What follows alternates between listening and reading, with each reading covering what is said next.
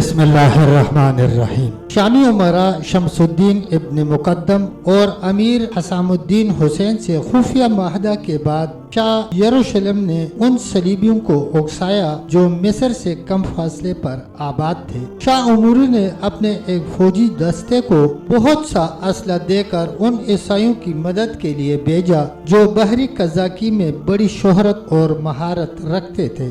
शाह यरूशलेम का मंसूबा ये था कि सलीबी लश्कर बहरी कज़ाकों की मदद से मिस्र की मशहूर बंदरगाह इस्कंदरिया पर कब्जा कर लेगा। फिर इस तरह सलाहुद्दीन अयूबी के खिलाफ आहिस्ता आहिस्ता हिसार तंग होता चला जाएगा। सुल्तान नूरुद्दीन महमूद जंगी की जिंदगी में भी शाह यरूशलेम ने मिस्र के एक और अहम साहली शहर दमियात पर कब्जा करने की कोशिश की थी, मगर सुल्तान आदिल की बरवकत इमदाद और आफत आसमानी ने उसकी मंसूबाबंदी को खाक में मिला दिया था। मगर अब सूरत हाल पहले से बहुत ज्यादा मुख्तलिफ थी। सुल्तान नूरुद्दीन महमूद जंगी की वफात और मुसलमान उमरा के आपस के इख्तिलाफात ने शाह उमरी को पूरा यकीन दिला दिया था कि इस बार उसे यकीनी तौर पर फतह हासिल होगी। सुल्तान सलाहुद्दीन तूफान बरकुबाद की तरह कहरा पहुंचा। उसकी बरकरफ्तारी का ये आलम था कि 12 घंटों का तवील सफर सिर्फ 6 घंटों में तय किया। उस वक्त सलीबियों का बहरी बेड़ा तकरीबन पौन फासले तय कर चुका था। सलाहुद्दीन अयूबी ने फौरी तौर पर अपने बहरी दस्ते को हुक्म दिया कि वो बिला ताखिर समंदरी हुदूद छोड़कर इस्कंदरिया के साहिल पर पहुंच जाए। अपने अमीर का फरमान सुनकर मुसलमान सिपाहियों को शदीद हैरत हुई। फिर जब वो बहरी दस्ता किनारे पर पहुंचा तो सलाहुद्दीन अयूबी अपने फौजियों का मुंतजिर था। वो तमाम सिपाहियों को लेकर इस्कंदरिया के किले की तरफ बढ़ा। सारे फौजी अपने अमीर की मंसूबाबंदी को समझने से कासिर थे। सलीबी बहरी बेड़ा किसी मज़ाहमत के बगैर आगे बढ़ रहा था। ईसाई सालार को इस बात पर हैरत थी कि सलाहुद्दीन ने समंदरी हुदूद को खुला क्यों छोड़ा। सलीबी बेड़े ने वो रात खुले समंदर में गुजारी। ईसाई फौजी साहिल के करीब पहुंच चुके थे। तमाम फौजी माहिरीन रात भर आपस में मशवरे करते रहे और फिर इस नतीजे पर पहुंचे कि सलाहुद्दीन अयूबी एक नौजवान और नातजुर्बाकार सालार है। उसने माजी के वाक़यात के पेश नज़र अपनी सारी फौजी ताकत दमियात के साहिली शहर पर लगा दी होगी और इस्कंदरिया को इसलिए खुला छोड़ दिया होगा कि इधर से सलीबियों के हमले का कोई खतरा नहीं है। इन कियास आराइयों और मफरूजात की एक बड़ी वजह शाह यरूशलेम अमूरी का वो खत भी था जिसमें उसने तहरीर किया था कि हमें महाज बदल कर हमला करना चाहिए। इस तरह हम दुश्मन की बेखबरी से भरपूर फायदा उठा सकते हैं। फिर जब सूरज लू हुआ तो सिकंदरिया के साहिल पर मिस्री फौज का नाम व निशान तक नहीं था। सलीबियों को यकीन आ गया कि सलाहुद्दीन ने इस्कंदरिया को महफूज इलाका समझकर इसके दिफाई इंतजामात पर कोई खास तवज्जो नहीं दी है।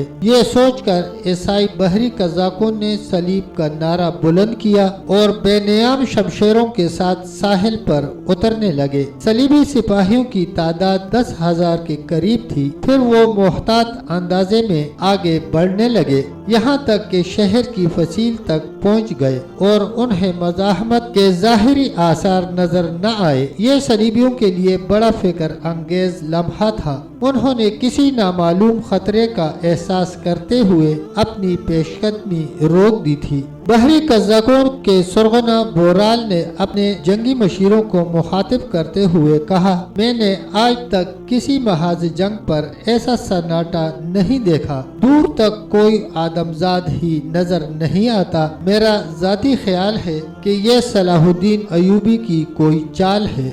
वाकई वो सलाहुद्दीन की जंगी चाल ही थी। जब बोराल के सिपाही लौटकर इस्कंदरिया के साहिल तक वापस जाना चाहते थे तो मुसलमान सिपाहियों ने अपनी कमीनगाहों से निकलकर सलीबियों को चारों तरफ से घेर लिया। اسلامی لشکر کی یہ کمینگاہیں بڑے عجیب انداز میں تعمیر کی گئی تھیں۔ چند سال پہلے دمیات پر حملے کے وقت صلاح الدین ایوبی کو تجربہ ہو چکا تھا کہ ساحلی شہروں کی حفاظت بہت ضروری ہے۔ نتیجتاً اس نے تمام ساحلی شہروں کے گرد گہری خندقیں کھدوا دی تھیں۔ ان ساری خندقوں کو پتھروں سے بند کر دیا گیا تھا اور تمام پتھروں میں چھوٹے چھوٹے سوراخ تھے جن کے ذریعے باہر کی تازہ ہوا خندقوں کے اندر داخل ہوتی تھی تاکہ خندقوں میں چھپے ہوئے سپاہی سانس لے سکیں۔ اس طویل خندق میں ہر 10 گز کے بعد ایک بہت ہلکا پتھر تھا جسے آسانی کے ساتھ اٹھا کر مسلح سپاہی مختصر ترین وقت میں باہر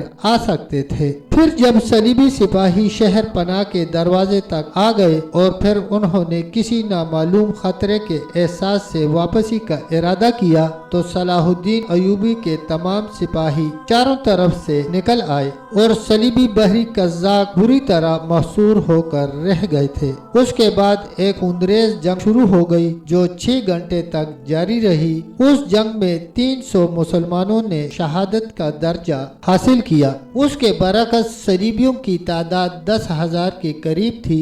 8,000 قتل کر دیے گئے، باقی عیسائیوں کو قیدی بنا لیا گیا اور تمام بحری جہاز مسلمانوں کے قبضے میں آ گئے تھے۔ صلاح الدین ایوبی کے حق میں یہ ایک بہت ہی نفع بخش فتح تھی۔ شاہ یروشلم نے بڑی اذیت کے ساتھ صلیبیوں کی اس عبرتناک شکست کی خبر سنی۔ اپنے سیاسی اندازوں کے مطابق اسے پورا یقین تھا کہ صلیبی لشکر آسانی کے ساتھ اسکندریہ کی بندرگاہ پر قبضہ کر لے گا، مگر ایک عیسائی سپاہی کا بھی زندہ بچ کر واپس نہ آنا ایک ایسی ناقابل یقین شکست تھی جس نے شاہ یروشلم ہی کو نہیں بلکہ پوری عیسائی دنیا کو ہلا کر رکھ دیا تھا۔ شاہ عموری کے بقول اسکندریہ کی شکست نے عیسائیت کی گردن شرم سے جھکا دی تھی۔ اس احساس کو زائل کرنے کے لیے شاہ یروشلم اپنے خاص کمرے میں بند ہو کر 3 دن تک شراب پیتا رہا۔ اگرچہ شاہ عموری ایک انتہائی اوباش حکمران تھا اور اس کی حرم سرا میں سینکڑوں حسین کنیزیں اور ہوش ربا رقاصائیں موجود تھیں، لیکن ان 3 دنوں میں اس نے کسی عورت کی قربت اختیار نہیں کی۔ اگر کسی امیر نے حاضر ہونے کی کوشش کی تو شاہ عموری نے چیخ کر کہا، میں اس وقت شوق کی حالت میں ہوں، کوئی میرے قریب نہ آئے۔ لوگوں سے کہو کہ وہ اپنے بادشاہ کے غم میں شریک ہوں۔ بس خدمتگار دونوں وقت شاہ عموری کو کھانا پہنچا دیا کرتے تھے۔ بادشاہ کے اس عمل سے عیسائی رعایا بھی بہت اداس تھی۔ پھر چوتھے دن شاہ عموری نے دربار آراستہ کیا اور انتہائی سوگوار لہجے میں حاضرین دربار سے مخاطب ہوا، اگر تم لوگوں کے خون میں ذرا بھی غیرت ہے تو اس شکست کو ہمیشہ یاد رکھو گے۔ ابھی شاہ عموری کی بات مکمل نہیں ہوئی تھی کہ تمام اہل دربار اپنی نشستوں پر کھڑے ہو گئے اور بیک زبان کہنے لگے، ہم خداوند یسوع مسیح اور صلیب مقدس کی قسم کھاتے ہیں کہ اس شکست کو کبھی فراموش نہیں کریں گے۔ تب تک دوستو اتنا ہی، ملتے ہیں ویڈیو کے اگلے حصے کے ساتھ۔ تب تک کے لیے اللہ حافظ، اللہ نگہبان۔